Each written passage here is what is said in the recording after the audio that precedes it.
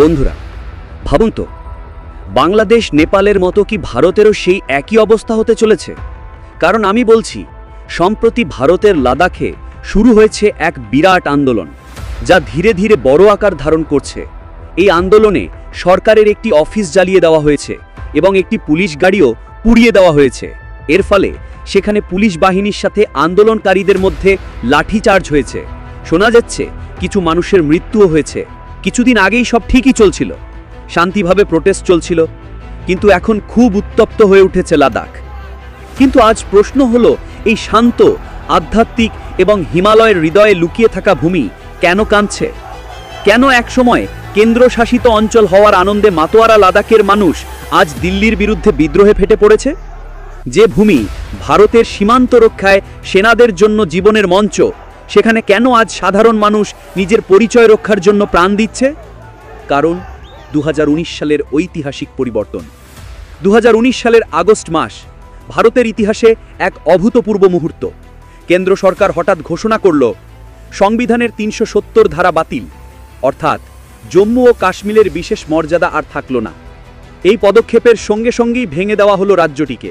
একদিকে জন্ম নিল জম্মু ও কাশ্মীর কেন্দ্রশাসিত অঞ্চল, যেখানে বিধানসভা থাকবে। অন্যদিকে তৈরি হলো লাদাখ কেন্দ্রশাসিত অঞ্চল, কিন্তু সেখানে বিধানসভা থাকল না। এই দৃষ্টান্তে গোটা লাদাখ জুড়ে সৃষ্টি হলো এক অদ্ভুত বৈপরীত্য। লেহ, যা মূলত বৌদ্ধ বহুসংখ্যক জেলা, তারা উৎসবের মতো উদযাপন করল এই ঘোষণা।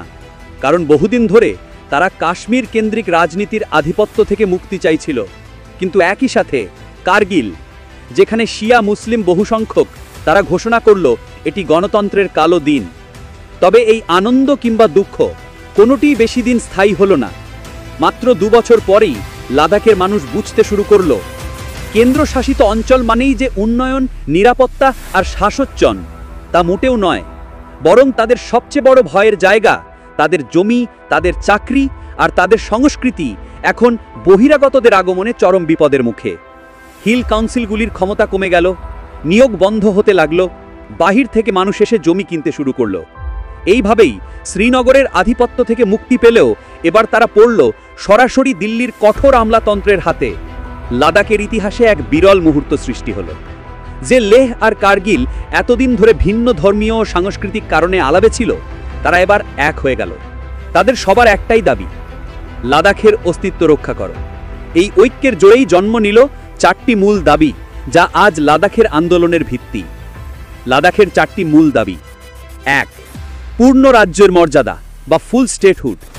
লাদাখের মানুষ চায় তাদেরও হোক একটি বিধানসভা, একটি নির্বাচিত সরকার, যেখানে জনগণের কণ্ঠস্বর শোনা হবে। 2. ষষ্ঠ তপশিলে অন্তর্ভুক্তি বা ইনক্লুশন ইন 6th শিডিউল। এটাই সবচেয়ে বড় দাবি। ষষ্ঠ তপশিল মানে সাংবিধানিক রক্ষা কবচ, যা তাদের জমি, সংস্কৃতি ও চাকরিকে বহিরাগতদের হাত থেকে রক্ষা করবে। 3.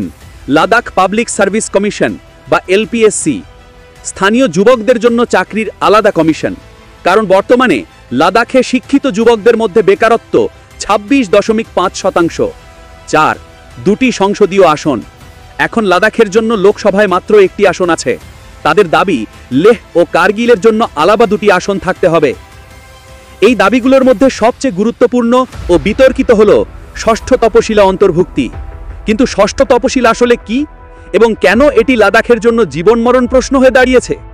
বন্ধুরা, 2019-এর পর থেকে লাদাখের মানুষ আশায় বুক বেঁধেছিল যে এবার দিল্লি সরাসরি শোনাবে আমাদের কথা। কিন্তু বাস্তবতা হলো, কেন্দ্রশাসিত অঞ্চল হওয়ার পর সেখানে কোনো বিধানসভা নেই কোনো নির্বাচিত মুখ্যমন্ত্রী। যা কিছু সিদ্ধান্ত তা নেয় লেফটেন্যান্ট গভর্নর, যিনি সরাসরি দিল্লির পাঠানো একজন আমলা। ফল কি হলো? লাদাখিরা বুঝতে পারল তাদের কণ্ঠস্বর আরও ছোট হয়ে গেল। এই হতাশা থেকেই জন্ম নিল people's movement for 6th schedule. বৌদ্ধ মুসলিম 2 সম্প্রদায় একসাথে রাস্তায় নামল। স্লোগান উঠল, আমাদের জমি, আমাদের অধিকার। ধীরে ধীরে এই আন্দোলন লেহ থেকে কার্গিল, গ্রাম থেকে শহর, সব জায়গায় ছড়িয়ে পড়ল। স্কুল কলেজের ছাত্রছাত্রী, সন্ন্যাসী, ব্যবসায়ী, কৃষক, সবার কণ্ঠ মিশে গেল একসাথে। ষষ্ঠ তপশিলের মূল তাৎপর্য হল যে ভারতের সংবিধানে ষষ্ঠ তপশিল মূলত উত্তর পূর্ব ভারতের পাহাড়ি উপজাতি অঞ্চলগুলোকে এক বিশেষ শাসন ব্যবস্থা দিয়েছে। এর মাধ্যমে স্থানীয়দের ভূমি রক্ষা করা যায়, প্রাকৃতিক সম্পদে বাইরের হস্তক্ষেপ রোধ করা যায়, নিজেদের সংস্কৃতি ও ঐতিহ্য আইনি সুরক্ষা পায়, অটোনমাস হিল কাউন্সিল গঠনের অধিকার মেলে। লাদাখ বিশ্বাস করে যদি ষষ্ঠ তপশিলের মর্যাদা না দেওয়া হয় তাহলে পর্যটক ও বাইরের ব্যবসায়ীরা এসে তাদের জমি কিনে নেবে আর লাদাখিরা ধীরে ধীরে নিজেদের ভূমিতেই সংখ্যালঘু হয়ে পড়বে। এই তপশিলের মূল আকর্ষণ হল এটি স্থানীয় উপজাতিদের স্বশাসনের অধিকার দেয়। এর মাধ্যমে স্বশাসিত জেলা পরিষদ বা অটোনমাস ডিস্ট্রিক্ট কাউন্সিলস এবং স্বশাসিত আঞ্চলিক পরিষদ বা অটোনমাস রিজিওনাল কাউন্সিলস গঠিত হয়। এই পরিষদগুলির হাতে ব্যাপক আইন প্রণয়নের ক্ষমতা, legislative, financial and administrative autonomy থাকে। ভূমি ও বন, তারা জমি, বন এবং ক্যানাল জলের ব্যবহার সংক্রান্ত আইন তৈরি করতে পারে। প্রথা ও সংস্কৃতি, তারা বিবাহ বিচ্ছেদ, সম্পত্তির উত্তরাধিকার এবং সামাজিক রীতিনীতি নিয়ে আইন বানাতে পারে। এমনকি স্বশাসিত পরিষদগুলি স্থানীয় উন্নয়নের পরিকল্পনা ও পরিচালনা করে। সবচেয়ে গুরুত্বপূর্ণ বিষয় হল এই পরিষদগুলি রাজ্য বা কেন্দ্র সরকারের কিছু আইনকে নিজেদের এলাকায় পরিবর্তন বা বাতিল করতে পারে, তবে তার জন্য গভর্নরের অনুমতি প্রয়োজন। এটাই হলো সেই ক্ষমতা যা লাদাখ তার সংস্কৃতি এবং পরিবেশ রক্ষার জন্য চাইছে। তাদের দাবি সোজা, আমরা ভারতেরই অংশ, কিন্তু আমাদের সাকিক্য বাঁচিয়ে রাখো। লাদাখ শুধু একটি রাজনৈতিক মানচিত্র নয়, এটি একটি পরিবেশগত ধনভাণ্ডার। বিশ্বের বৃহত্তম হিমবাহগুলোর কিছু এখানেই রয়েছে। এই বরফ থেকেই উত্তর ভারতে প্রবাহিত হয় সিন্ধু, ঝিলম, শয়ক প্রভৃতি নদী। কিন্তু জলবায়ু পরিবর্তনের আঘাতে লাদাখের হিমবাহ দ্রুত গলছে। পর্যটনের চাপ, সেনাঘাটির বিস্তৃতি এবং অযত্নে নির্মাণ সবকিছু মিলিয়ে এক অভূতপূর্ব পরিবেশ সংকট তৈরি হয়েছে। গ্রামবাসীরা বলছেন, যদি এই গলন চলতেই থাকে একদিন পানিবিহীন মরুভূমি হয়ে যাবে লাদাখ। এখন ভাবুন তো, এমন জায়গায় যদি স্থানীয় মানুষের কণ্ঠস্বর না থাকে তাহলে কি এই ভঙ্গুর পরিবেশকে রক্ষা করা সম্ভব? লাদাখের অর্থনীতি মূলত তিনটি খুঁটির ওপর দাঁড়িয়ে। 1. কৃষি পশুপালন, 2. পর্যটন, 3. সেনাঘাটির আনুষাঙ্গিক অর্থনীতি। কিন্তু স্থানীয়রা অভিযোগ করছেন, পর্যটন থেকে যে বিপুল অর্থ আসছে তার বেশিরভাগ চলে যাচ্ছে বাইরের হোটেল ব্যবসায়ীদের পকেটে। লাদাখিদের হাতে আসছে অল্পই। অন্যদিকে সেনাঘাটির জন্য জমি নেওয়া হচ্ছে, কিন্তু যথাযথ পুনর্বাসন বা ক্ষতিপূরণ মেলে না অনেক সময়। তাই প্রশ্ন উঠছে, উন্নয়ন যদি আমাদেরই ক্ষতি করে তাহলে সেই উন্নয়ন কিসের জন্য?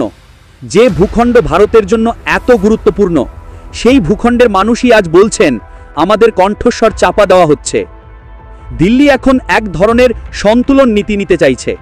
একদিকে তারা চায় না ষষ্ঠ তপশিলের মতো শাসচ্চন দিয়ে কেন্দ্রের নিয়ন্ত্রণ দুর্বল হোক, অন্যদিকে আন্দোলনের চাপ বাড়ছে প্রতিদিন। 2023 সালে ভারতের স্বরাষ্ট্রমন্ত্রী অমিত শাহ ঘোষণা করেছিলেন লাদাখিদের উন্নয়নের জন্য বিশেষ প্যাকেজ দেওয়া হবে, কিন্তু মানুষ বলছে টাকা নয়, আমাদের অধিকার চাই। তাহলে প্রশ্ন থেকে যায়, লাদাখের ভবিষ্যৎ কোথায়? একটা পথ, দিল্লি ও লাদাখিদের মধ্যে আলোচনার মাধ্যমে একটি মধ্যপথ বের করা, যাতে উন্নয়নও হয় আবার পরিচয় ও সংস্কৃতিও টিকে থাকে।